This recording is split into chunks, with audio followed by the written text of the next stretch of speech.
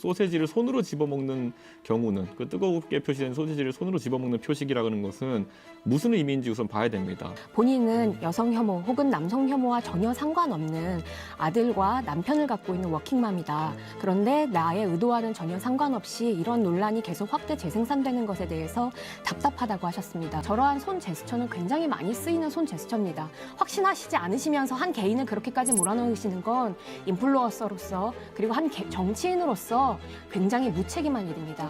이것은 비단 그 개인을 향한 공격뿐만이 아니라 이 대한민국의 정치 수준을 떨어뜨리는 일이고 불필요한 사회적 논란을 야기시키는 일입니다. 전 거기에 가장 앞장서셨던 이준석 최고님께서 사과하셔야 한다고 봅니다. 최근에 어떤 여성 방송인이 개그우먼이 방송에서 남성 출연자들의 성기를 만지고 가는 모습이 방송이 됐어요. 제가 비슷한 행동을 만약에 상상하기도 싫지만 여성 출연자가 했다 그러면은 전 사회적으로 매장됐을 겁니다. 저는 하면 안 돼요. 근데 여성 출연자는 했어요. 누가 권력이 있는 존재입니까? 할 수 있는 사람이 권력을 가진 존재고 했을 때 매장당하는 쪽이 권력이 없는 존재입니다. 네, 처벌을 받아야 할 성추행이죠. 그리고 남성들도 여성에게 했었을 때 동일하게 불필요한 성적 어떤 그 추행을 했다라고 하면 그건 당연히 처벌받아야 되는 것이죠. 저는 그것에 대해서 부인하지 않습니다. 그런데 문제는 무엇이냐?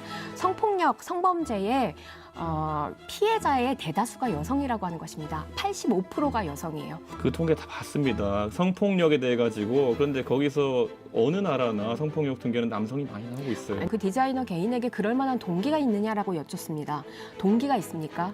아까 그 일베 사이트 같은 경우엔 정확한 동기가 있었습니다. 그 일베 사이트에 있는 자료들을 언론사에서 퍼가는데 일베에서 인용했다라는 출처를 밝히지 않는다라고 분노하면서 그 퍼가는 자료마다 몰래 거기에 일베가 사용하는 단어 혹은 노무현 대통령을 조롱하는 운지라고 하는 단어, 뭐 홍어라고 하는 단어 이런 단어들을 집어넣으면서 문제가 된 겁니다. 그리고 그걸 구글에다가 굉장히 높은 화질의 이미지로 올려서 디자이너들이 잘 확인하지 못하면 그것을 갖다 쓰게끔 되어 있었어요. 일베하시는 분은 되게 잘하십니다.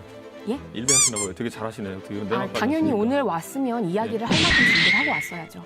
그런데 지금 이 메갈리아 사이트 같은 경우엔 이미 사라진 지 굉장히 오래되었고요. 운영한 지는 1년도 채 되지 않았습니다. 그리고 이 로고 자체와 그 메갈리아 사이트가 이어져 있지가 않습니다. 아까 번역한 문구가 이상하다라는 지적이 있었으면은 실제로 어떤 사이트에서 번역한지 밝히면 되거든요. 그래서 실제로 그 네이버에서 제공하는 번역 서비스를 이용해가지고 필수 감성 캠핑 아이템인가를 번역해서 그렇게 나왔다고 하는데 뭔가 어색하고 남성 혐오적인 내용들이 들어가 있는 영어 표현들이 있었다 이제 이런 거잖아요. 네, 이모셔널 캠핑 머스트헤브 아이템의 맨 마지막 문구만 따면 ALGEM인데 이걸 거꾸로 읽으면 메갈이 된다라고 하는 거예요. 근데 이건 굉장히 그렇게 읽을 수도 없을 뿐더러 단어 하나도 삭제되어 있는 뭐가 삭제되어 있는지 A가 삭제되어 있는 것으로 위에 알고 맨 위에 있습니다. 이모셔널의 끝이 AL입니다. 그래서 제가 이거 말씀드리면 그러니까요.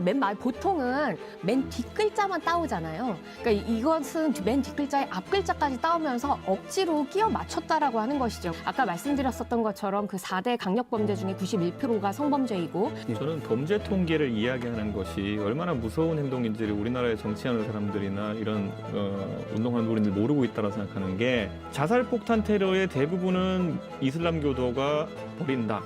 이 말은 미국에서 해도 안 되는 말이에요. 성범죄에 있어가지고 가해자의 특정 성별이 몰려있기 때문에 이런 위협을 우리가 느끼고 있고 우리의 거기에 대한 반항은 적절하고 아주 정당하다라고 이야기하는 것 자체가 그러면 예를 들어 미국에서 나는 이슬람교도가 내 상점에 들어오는 걸 막겠어. 왜냐하면 저 사람은 잠재적 가해자니까라고 하는 것과 똑같은 얘기고요. 그런 말 절대 하면 안 돼요. 저는 남성들을 잠재적 가해자라고 한 적이 없습니다. 무슨 그리고 말인데요? 지금 이 통계는 여성들이 성범죄를 많이 당하고 그리고 아까 이준석 최고께서 이 이야기를 듣자마자 남성이 잠재적 가해자냐라고 말씀을 하셨는데 그런 반응 자체가 성차별적인 거예요.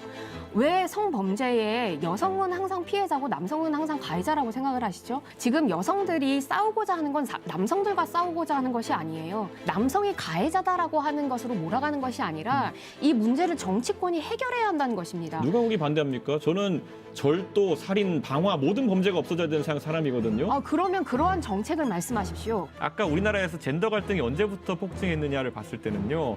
2017년, 18년을 거치면서요. 단순한 폭력 사건이나 이런 것들에다가 젠더를 붙입니다. 화장실에서 한 사람이 돌아가셨어요. 조현병 환자에 의해 가지고 잔인하게 살해됐습니다. 그런데 그 원인을 여자라서 죽었다라는 구호로 승화시키기 시작하면서 젠더 갈등으로 비화되게 됩니다. 그 강남역 여성 살인 사건 같은 경우엔 그 강남역 안에 있는 공중 화장실에서 그 가해자가 6명의 남성들을 보내고 여성을 살해한 사건이기 때문에 여성이라서 죽었다라고 하는 슬로건과 주장들이 나왔었던 것이고, 정신 나간 사람이 사람을 죽였는데 그걸 여자라서 죽었다라고 치환하는 것 자체가 젠더 갈등 프레임 만드는 것이라고 얘기했잖아요. 정신 나간 사람은 여성도 죽이고 남성도 죽입니다. 강남역 여성 살해 사건 말고 여성 살해라고 하는 것은 굉장히 빈번하게 일어나는 일입니다. 그리고 특히나 그 대검찰청이나 경찰청에서 있었던 그 묻지마 범죄를 조사한 결과들에 따르면 여자라서 죽였다, 그 여자가 내 연락처를 받지 않아서 죽였다라고 하는 범죄는 많은 것으로 나타났습니다. 이런 일들이 비일비재하게 발생하는데 여자라서 죽는다라고 하는 그 일반 여성들, 대중들의 목소리를 제대로 듣지 않고 여자라서 죽는 것 아닌데? 라고 하시는 건 정치인의 태도가 아닙니다.